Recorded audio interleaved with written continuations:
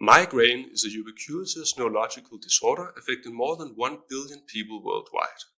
Individuals with migraine experience recurrent attacks of moderate to severe headache, which are often accompanied by sensitivity to light, sound, nausea, and sometimes even vomiting. These attacks can severely impair functions of daily living and reduce the quality of life. Nevertheless, the pathophysiology of migraine remains incompletely understood. A key feature of migraine is that the attacks are triggerable. Individuals with migraine might report that wine or certain types of food can trigger their attacks. This has been systematically investigated in so-called human models of migraine that seek to identify the underlying causes of the attacks. In human models of migraine, a molecular trigger or suspected molecular trigger of migraine is given either to an individual with migraine or to a healthy volunteer. Subsequently, the developing migraine or headache is then recorded, usually within a placebo-controlled and double-blinded design. This has been paramount to identifying the underlying triggers and molecular substances that elicit migraine attacks.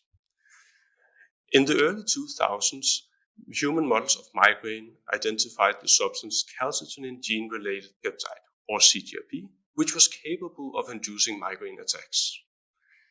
Subsequently, development into CGRP led to specific treatments that blocked CGRP signaling and provided a paradigm shift in our treatment of migraine, with an hitherto unseen efficacy in patients and fewer side effects compared to prior preventive treatments.